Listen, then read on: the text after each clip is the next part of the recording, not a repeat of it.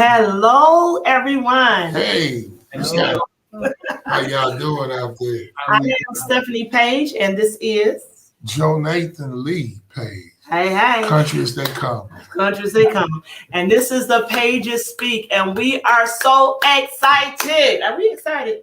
Woo!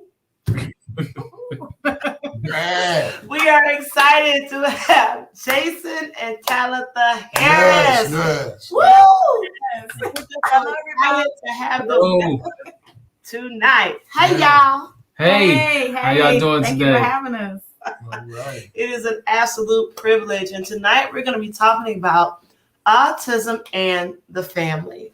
And so often, families have children with different abilities. And a lot of times, within the church and society period, people get awkward. They just don't know how to act. Mm-hmm. Yeah. People are people. Absolutely. And we have to know how to just love and flow one with another.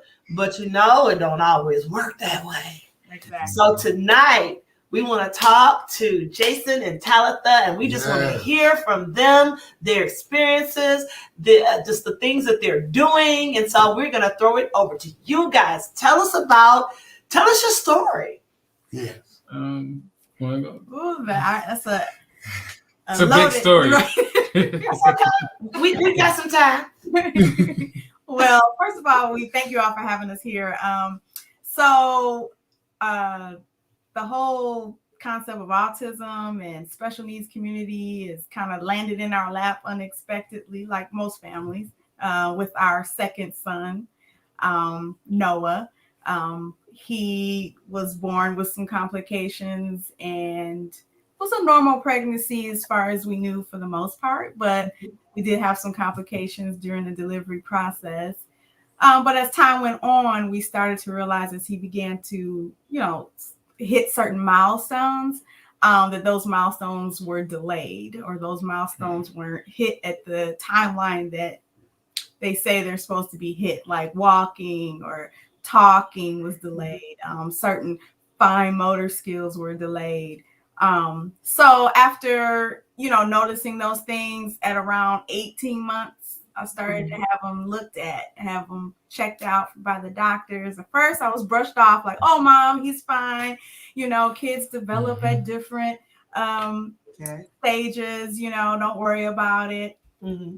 But, sometimes you just know deep down inside, something. And I thank God for my relationship with God, because I just knew it was something going on that wasn't quite right. So I had to actually advocate and push with the doctors to even get an evaluation. Okay. So how old was Noah when you all got the initial evaluation? He was, like I said, 18 months.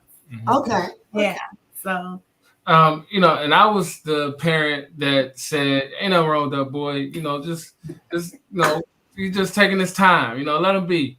I thank God that Talitha was persistent.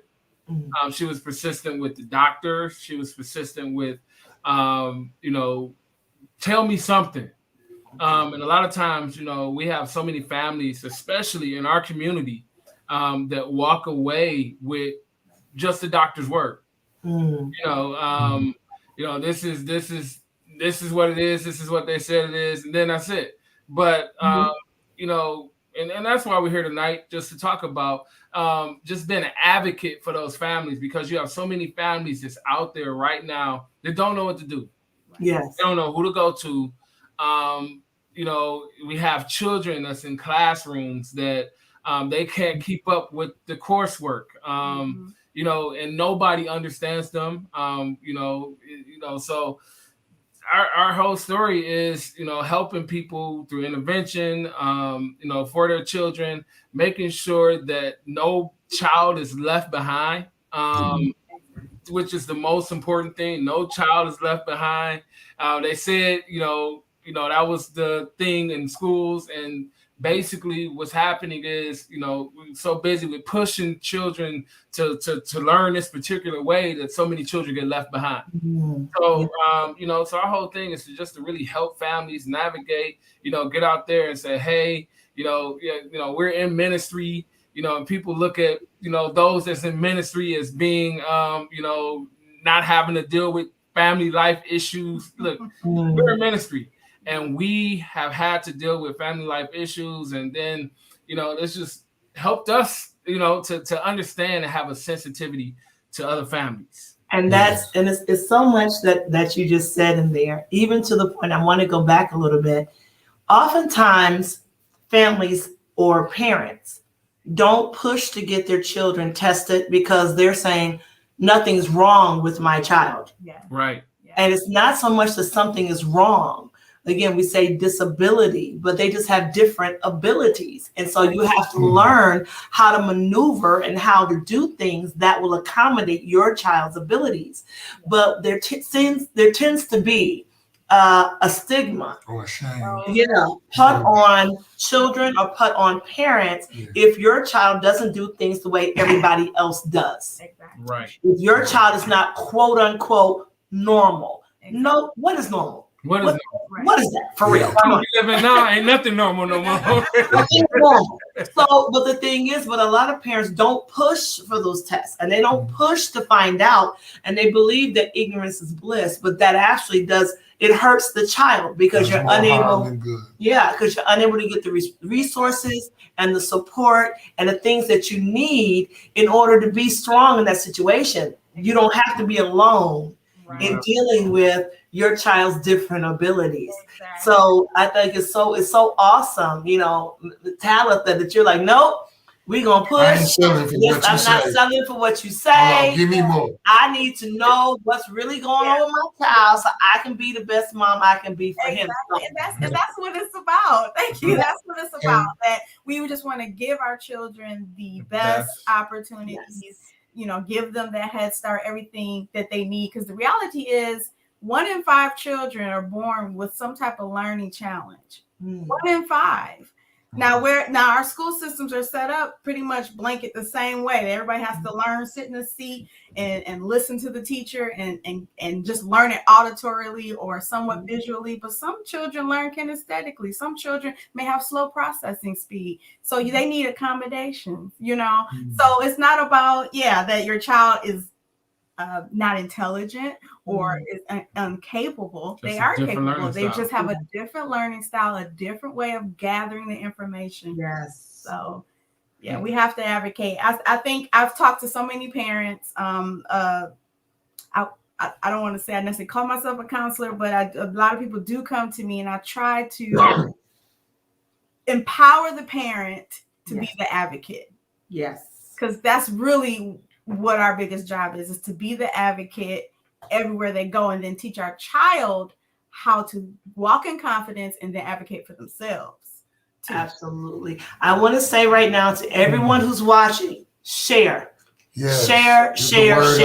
This is an important conversation. Yes. And I know that there's some parents out there that are going to need some of the encouragement, some of the tools, some of the resources, and they're going to need to connect.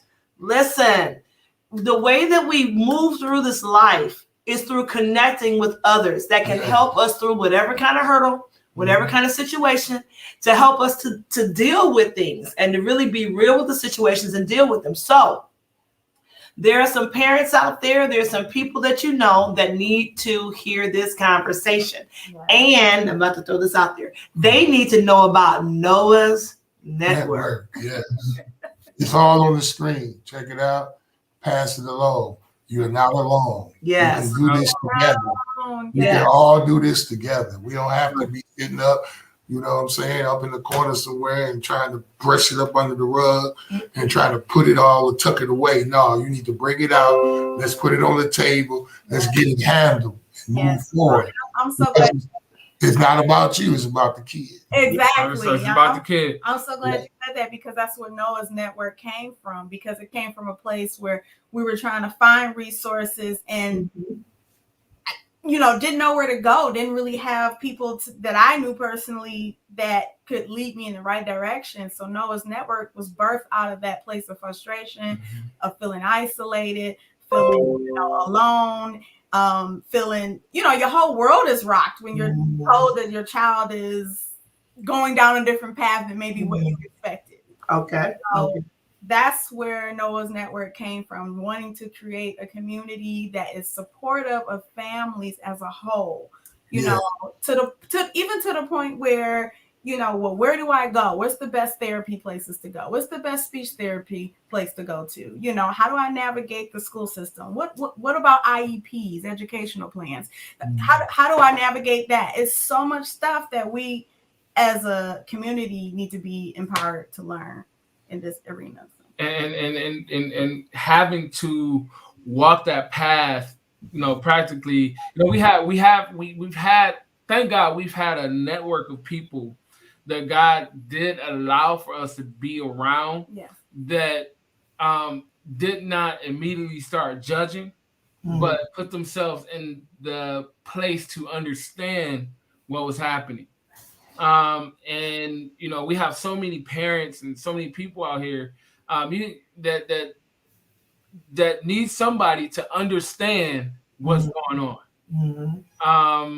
And that alone could be a major frustration, because I don't, you know, we get to the place where who can understand, or what is it that I can have, or who can help me, who can talk me through this moment or through these things that I'm going through with my child. It's, you know, and then we started talking about earlier, when it comes to dealing with children with these different abilities, we talked about what's normal is not necessarily normal. How you go about doing different routines, how you did it with your other children is not necessarily going to work, you know, in every situation. You know, and getting to dealing with, you know, people that we're, you know, some people just blatantly came and told us, we don't think y'all disciplining your child. Y'all need to whoop them. You know, they did told all of that. You know, they did the Harpo, you know, purple, beat them, you know. You know what? That's kind of like in the community where we are from, the culture. Yes. That's how we dealt with stuff. When we don't understand it, we go ahead and physically try to get it in mind. And it doesn't work like that in a lot of aspects. So that happens amongst us. And especially with autism, you know, there is a sensory processing. I may not know what that is. That is sometimes a child with autism, anywhere in the spectrum, they can have challenges with noises being too loud, or how things feel may bother them, and so they get irritated, or it could be a certain particular sound that bothers them. So I know for my son, we would go out when he was younger. We couldn't go into the grocery store or to a big store that had a lot of stuff. He would get overwhelmed so quickly. The lights, the people, the sounds, it would get too much. So he would totally have a meltdown and flip out. And I'll never forget, there was a gentleman that told me, you better get a handle on that boy before you can't control him. And I said, oh no, he's okay. He's okay. He's having a meltdown. He's on the autism spectrum. So I took a moment to try to educate him.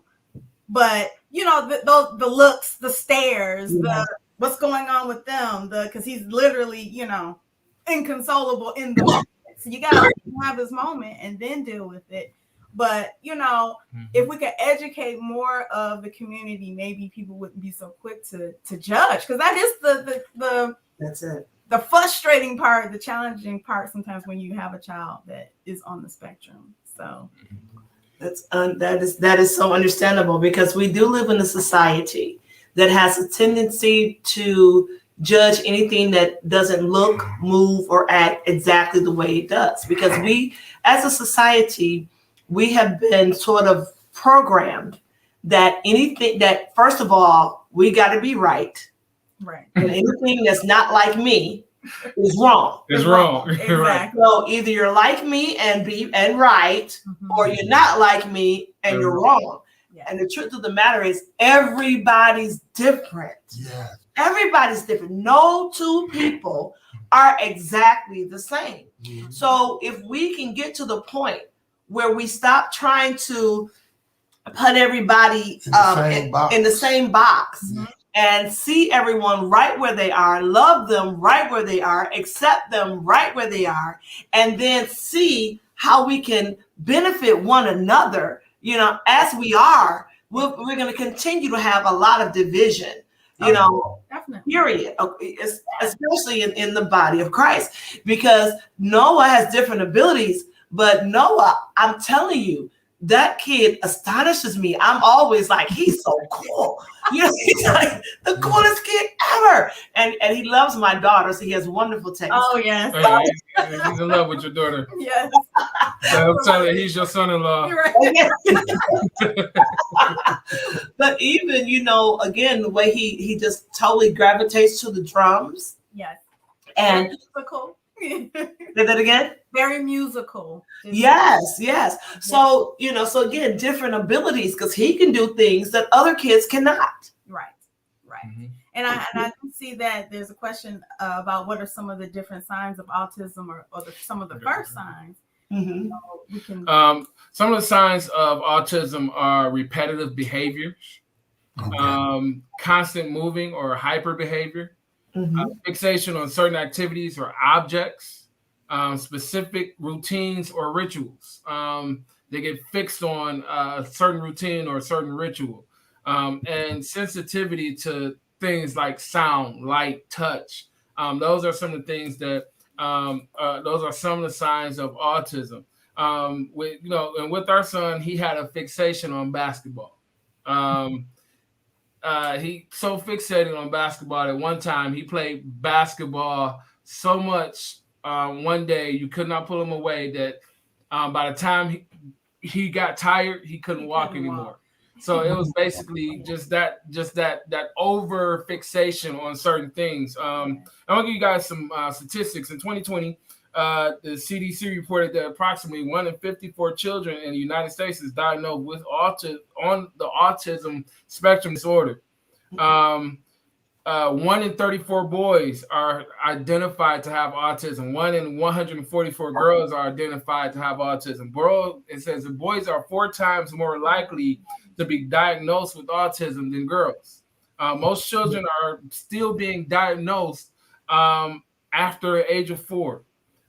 This is the main thing I want to hit on. Minority groups tend to be diagnosed later and less often. Yeah. So in our community, you know, we see that problem where, you know, minorities are diagnosed I don't want to say too late, but it's late when they get diagnosed. So the best method if you suspect it, early intervention is the best thing to do. Yes. Start asking questions early. If you suspect a problem, now I don't want y'all to go out there and say, I think that, you know, my son got an issue because he's not listening to you. But, you know, early intervention is extremely important. And again, I was the one that was saying, you know, trying to be a man about it. You know, ain't nothing wrong with that boy. Let him be. But my wife, she, you know, God kept pushing her. You know, I get out of God. God kept pushing her. Hey, get them checked. Get it okay. Yes, you know, he wasn't saying words. He wasn't saying mommy and daddy. He didn't talk in a complete sentence until he was almost 5 years old. Right. He had to have speech therapy, so we had him in speech therapy since he was 1 or 2. You know, just learning how to form words and so early intervention, I'm a huge advocate for a pusher of please get your child evaluated, get them into speech therapy. Sometimes our community may have a lack of access to certain facilities but there are resources out there in our community, in Wayne County, and many of the counties, but specifically in Detroit, there are resources that are dedicated, like the Michigan Alliance for Families. They are dedicated they're really good at assisting families with hooking up with resources with speech therapy and ABA therapy. So in our community, we do have to be more diligent to pursue a diagnosis. Because in our schools, they're often looked over or just labeled as being a bad behavior child or a child that has bad behaviors. Okay, so even as a community, I know, like we're saying that a lot of times in the schools, it gets brushed over, or kids are saying that, you know, what can we as a community or as a church do in order to support families with children with autism or different abilities? First thing is pray for those families. That's number one. And pray even that God would help you have the proper sensitivity and unconditional love to be able to love that family and that child. Because the family often is struggling even with their own denial, their own biases, their own prejudgments of what this thing is now that's in their house. What people are going to say what about people are us. going to say, feeling embarrassed, feeling like, oh, is it my fault? Parents are dealing with all of those emotions. So when you come at them with that finger, like, what are you doing? You know, it scars a parent that's already struggling with why. Yes. You know, so as a community, as a church, just being a listening ear, just looking at that child and say, hey, you know, give them a hug if they'll allow you to, or just encourage them, or encourage the parent. That's another thing.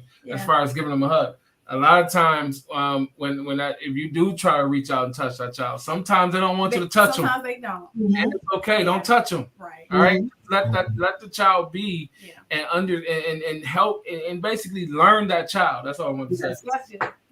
Yes. To sit back and observe and watch and learn and learn that child. And see, and I think that's very important.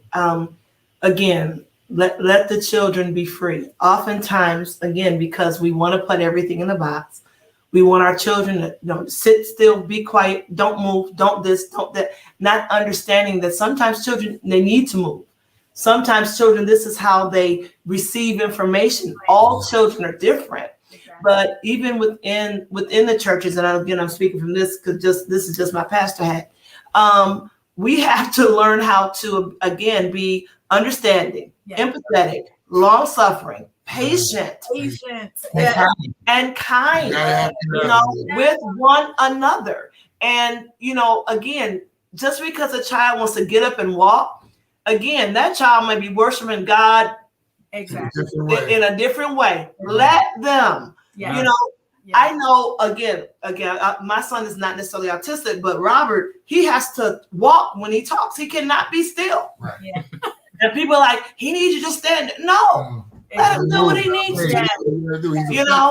He's effective that way. Right. So I think that one thing that we can do is allow the children to be free, allow them to be who they are, like you said, without judgment, without trying to put our understanding upon the situation. Exactly. And then be willing to listen. Yes. When the parents say, listen, this is what I need to do for my child, they know their child. Exactly. Exactly. Exactly. And so let's go to the church setting. Let's go. Let's go. I come from my background is deliverance. I go to deliverance church. We believe in casting out devils, and we believe in praying and fasting through. Look, we can pray, we can fast it through. But like you said, we can't blanket. We cannot blanket the issue. Yeah. If there is an issue, sometimes it cannot be handled just in church. Yes. You have to include God placed doctors and psychologists and psychiatrists. God anointed them to be who they are. Yes. And being in ministry again, I'm not a psychologist. I'm not a psychiatrist. I'm not a doctor. Hallelujah. I can pray for the family. I can help the family. I can help the family the best I can. But the best thing I can do is give you the advice that you need and send you to where you need to go to get the help that you need. And a lot of times we as a church, we try to handle everything within our walls. We try to take care of it all within our walls. And you don't have the education or the skills to do so. Yes. So basically what you're doing is you're causing further harm. Right. So we have to allow the people that have these things, these abilities, as far as a doctor, psychologist, psychiatrist, to help us diagnose these issues. Yes. And again, I like to say we got to SixFold Ministry. We have to involve therapists, counselors, doctors. We need to be ordained in the church, letting them be able to have a part in it, because some things you just ain't gonna pray away. There's some things you just ain't gonna just try to cast out. It's just gonna be some things that somebody got to go see somebody else. Somebody gotta go see It's somebody. like you said. But the truth of the matter is, God uses whoever He wants to use. Exactly. And He'll use that doctor, that therapist, that whatever He needs or whoever He needs in order to bless you. But you have to be open. Like you said, let's come outside the wall sometime to get some assistance. There was a question that Victoria had. Were you ever advised to medicate? Were you ever advised to place your child on medication? Well, in our case, because our son has actually multiple things going on as far as diagnosis, we were told it would be counterintuitive to put him on medication, but we're still pursuing that because he has some focus and inattention issues as well. But in relation to medication, as we're saying, there is a place, I believe, where if you believe that it is beneficial to your child and you're willing to try that, then, you know, by all means, I would say if that's the recommendation, to give it a try. I personally do prefer to seek every is that homeopathic or natural remedy, holistic remedy that's possible. So for us, we're looking at vitamins, we're looking at vitamin D, we're looking at omega-3 diet. Gluten-free, omega-3 fatty acids, making sure he's getting that. You know, there are other things that you can do to try to spark that brain function, to keep that brain function going. But I would say, as far as medication, you know, go off the recommendation of your doctor and be okay with asking as many questions, because sometimes it can be a benefit and sometimes it can't. So, and if you don't believe that doctor, get another doctor, get a second opinion, because again, this is for the benefit of your child. So if you got to keep asking questions, I'll move on. Yes, you will. You're not helping me out. No, let me move on to the next one. Sorry, because I'm an educated parent. I know you can tell me your expertise, but you know, I come in with a notebook with questions. We have another question. How do parents stay on a united front together? Because sometimes relationships can struggle when you have a child with different ability, or you have a child that just doesn't sleep, or you have a child that, you know, is extremely clingy to a parent. Let's say that you can never get in the bed alone, or, you know, things of that nature. So how can parents stay on a united front? Because sometimes, you know, children with disabilities can cause a strain on the marriage. Yes. Yes, children with disabilities can cause a strain on a marriage. And it did bring a strain to our house. But the thing is, we have to understand each other as a couple.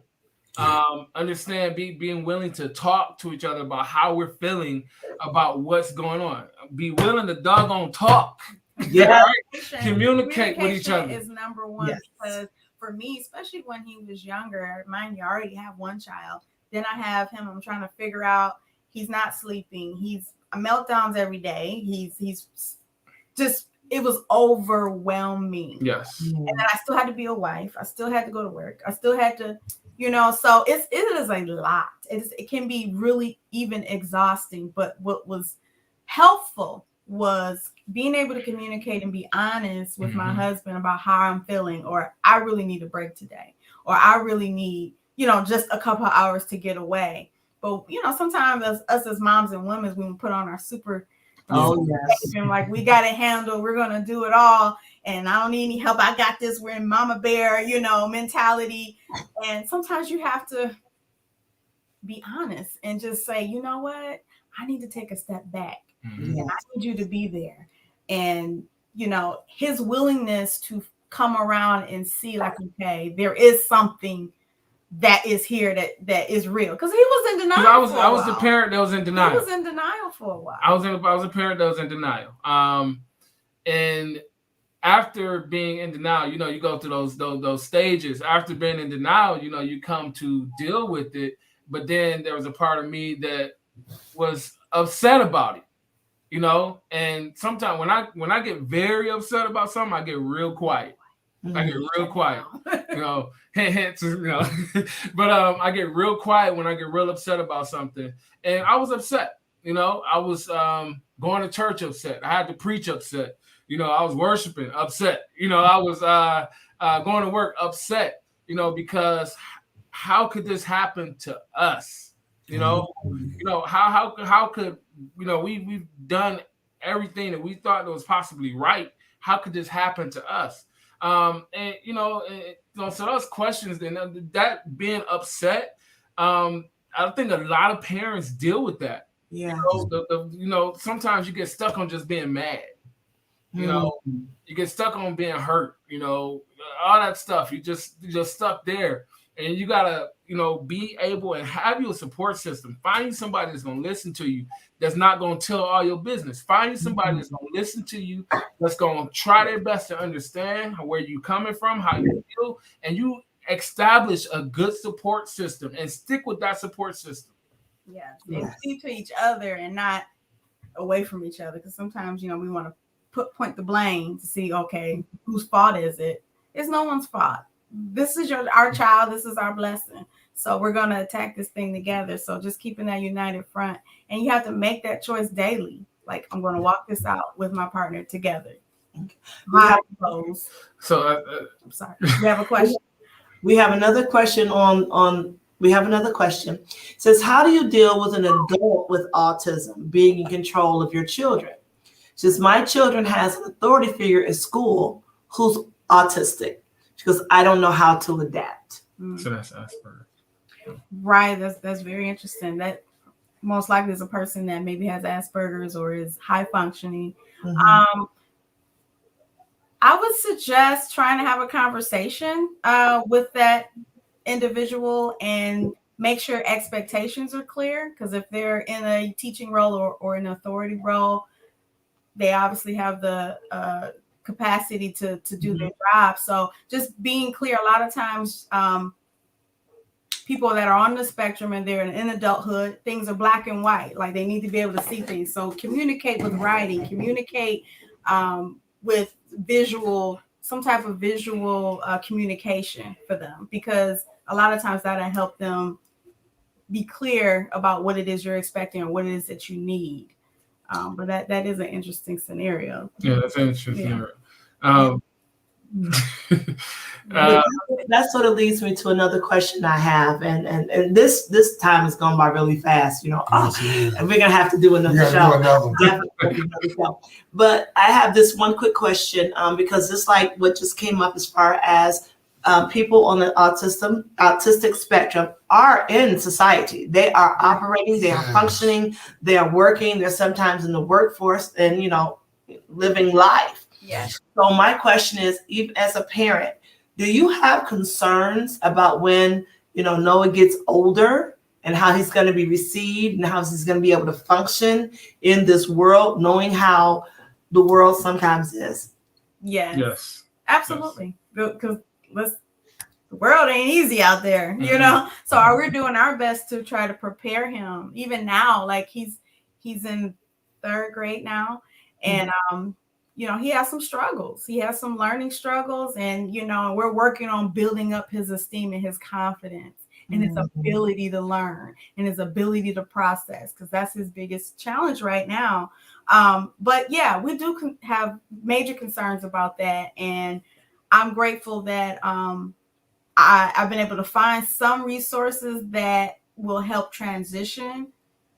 I'm looking into that will help transition him into adulthood. But the main thing is building up a good esteem within your child, teaching them that they are enough, just how God made them, teaching them that, you know, that they are capable to do things, you know. So that's more so what I'm focusing on is his psyche, like what he thinks about himself, so that he can't be so easily taken advantage of, because he knows his worth. Yes. Yes. Okay. And just one other quick thing. When did you have, because I know, Jason, you were saying that you were angry, that you were upset that your child was going to have to maneuver life with different abilities. So when did that ever shift for you? And when did it shift to where it's just like, okay, he has different abilities, but he's okay. He's good. You know? Yes, it did. You can, despite the different abilities, there is still a unique personality that we all have. Yes. That God has given to my son Noah. Mm-hmm. One thing that just really assured me that he was going to be okay is the fact that he has a will. He's very, very strong will, and what he wants, he gets.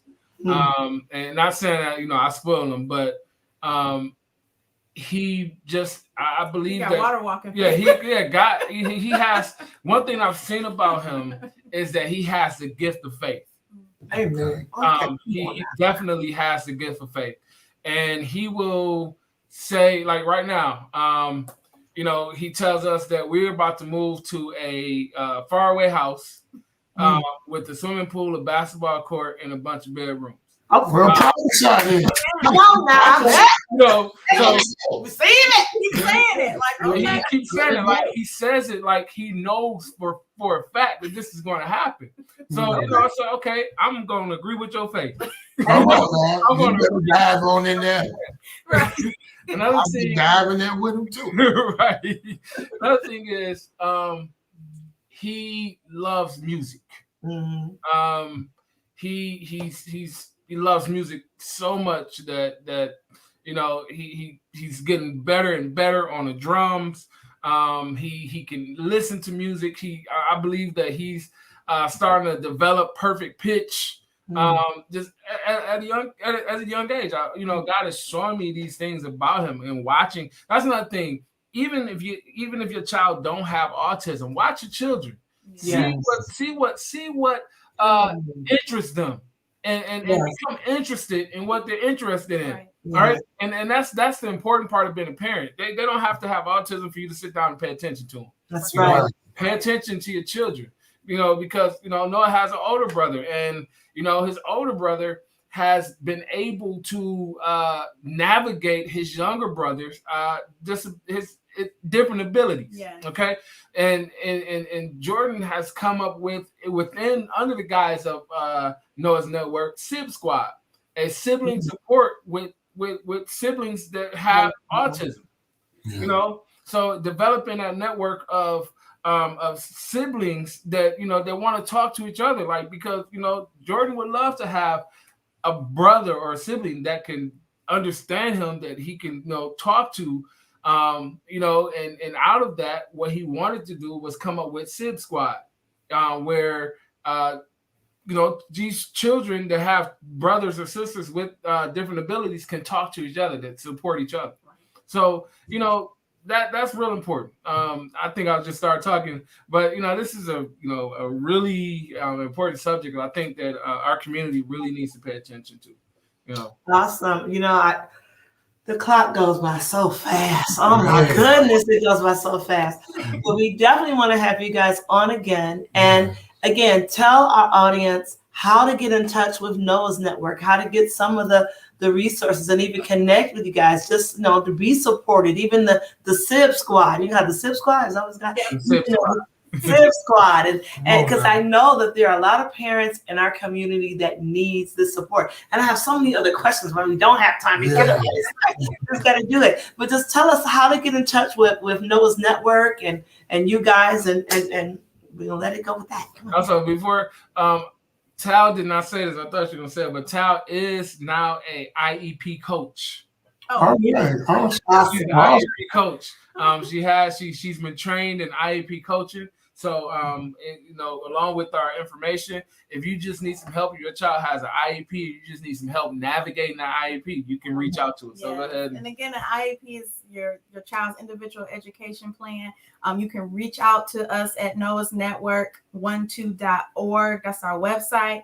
And our phone number is 586-900-7985. Reach out to us, give us a call. If you just have some basic questions on how to, make sure that your child has the services that you think that they need, Because sometimes, what you think they need versus what the district is willing to give is two different things. And so you have to be able to, get those needs met. And there's ways to do it. So we'd be happy to help you do that. Talk to you about that. We also have Facebook. We're on Instagram, Noah's Network 12. And just check us out. And please stay and please follow us because we're going to be having some events where parents can bring, if you have children with disability or different abilities, you're going to use that. Children with different abilities, if you bring them out where they can just have sensory objects, sensory fun, just the different things, and we'll be having fun with it. So please stay tuned to www.noahsnetwork12.org, and you can also stay tuned with us on our Facebook page at Noah's Network. This has been so awesome. Like I said, we're gonna have to do a part 2 because I have some questions about even with older children, that maybe we're not diagnosed young and things of that nature. It's just so much that It's a lot. I have to do this again. And we're going to talk about that really quickly. If you do not, or if you have not gotten my book, Gracefully Losing My Religion, please. It's coming backwards. Yeah. Okay. Coming back around. No. Okay. If you have not gotten the book, please get it. It's available on Amazon, or you can also reach out to me.